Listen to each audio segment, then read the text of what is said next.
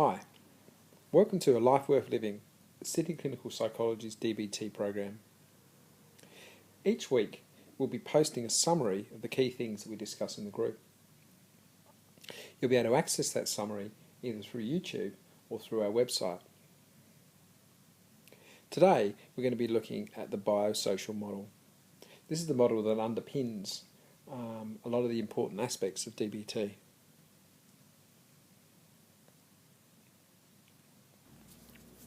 There are a number of key parts to the biosocial model, but I'm just going to go through them now one by one. The first part of the biosocial model looks at a tendency for some people to have strong emotions.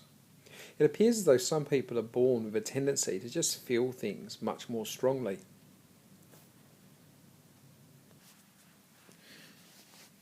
For these people, emotions have a certain kind of profile, if you like. What this means is that they come on quite quickly. And then once emotions are on for certain people, they seem to sort of peak in a very kind of high kind of way. So they stay on high, if you like. And then what happens is that they go off quite slowly.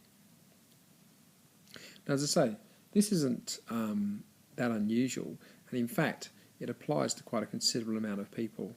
Let's just have a quick look at why that might be the case. In order to understand this a little bit further, we need to look at the idea of traits. A trait is something like height or weight or even personality things. What we know is that traits are normally distributed in the population. What that means, in effect, is that for every person who scores low on a trait, someone will score high. So, for example, it seems to be the case that there are a fairly even number of shorter people and taller people, and that most people fall in the middle and have, say, average height. Similarly, this can be applied to things like intelligence. We know that the average person has the average intelligence, and some people have low intelligence and a similar number have high. Now, if we apply that to this issue of people feeling things more, then what we can see is that on average, the average number of people have average type feelings.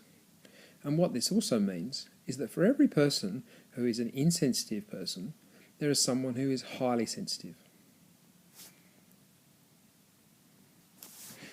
Sometimes when people have very strong emotions, or this high kind of sensitivity, if you like, they might think that it's a bad thing. And of course it can be a bad thing if it leads to very strong negative emotions that are potentially damaging. But it also has many advantages as well. When people feel things strongly, they often have a stronger sense of joy, love, empathy and connection from others. But as I say, unfortunately, they also feel high levels of emotional pain, depression, anxiety and so on. One of the ways to think about this is it's like your engine. And one of the things to consider is that having a high emotional sensitivity is like driving a Ferrari. Most of the population may be driving around in Toyotas, but you're driving around in a very highly tuned engine. What that means is that you have to put more time and effort into learning how to drive a Ferrari, because you can't just get out of a Toyota and drive a Ferrari easily. So you need to learn how to deal with this engine and deal with it much more effectively. One of the central things about DBT is helping people to understand how their engine works and develop proper coping strategies that will work for them in the long term. So now let's look at the next part of the model, which is the idea of an invalidating environment.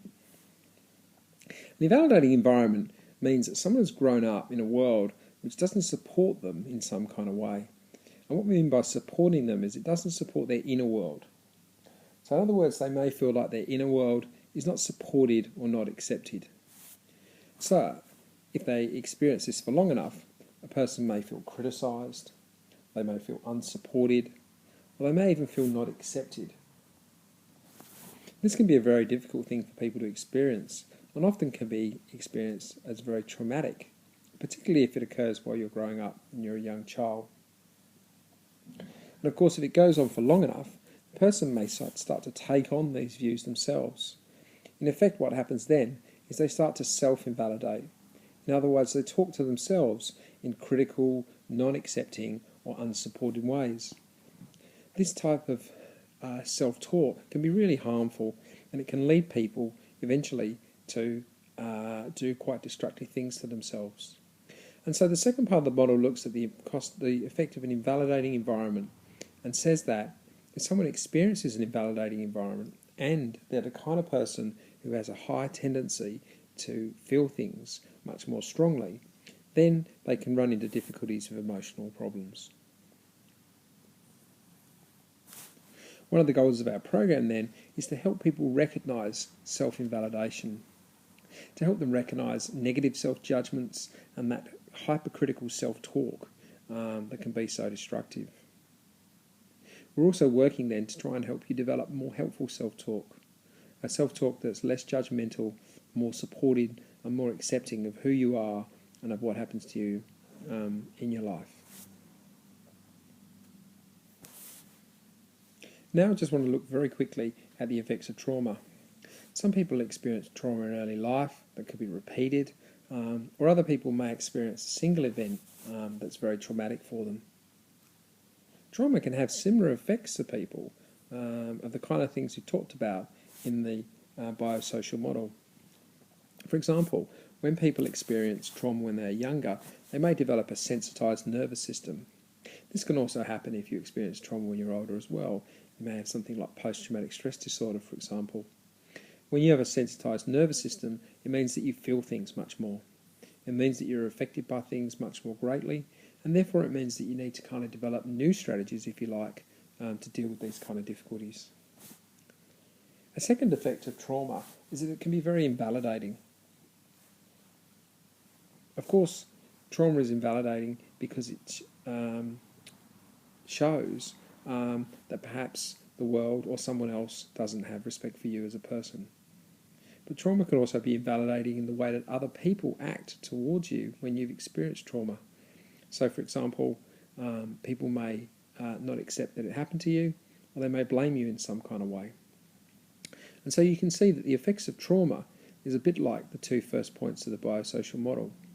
It can lead to more sensitivity to emotions, and if it is coupled with invalidation, it can lead to, it can create specific problems for people in terms of dealing with emotions. Okay, so we're just going to pull this all together at the end. So the first part of the biosocial model is about the effects of strong emotions. And the model says that some people experience emotions that come on very quickly, peak very high and go off slowly. And sometimes that can occur because someone has experienced trauma and so their nervous system becomes sensitised. Other times it may be that you're just born this way. It's not always bad to experience emotions in a strong way. Having a strong sense of things that happen to you means that you will have a strong sense of empathy, connection, and be able to experience joy and love in very powerful ways. But of course it can be problematic if these emotions are difficult to manage or you lack the skills needed. The second part of the model is about an invalidating environment. This could be because you just grew up somewhere where you didn't fit in, or again because you experienced some kind of trauma. And when someone who experiences emotions strongly is exposed to an invalidating environment, they can develop emotional difficulties. This is where DBT comes in and can be enormously helpful.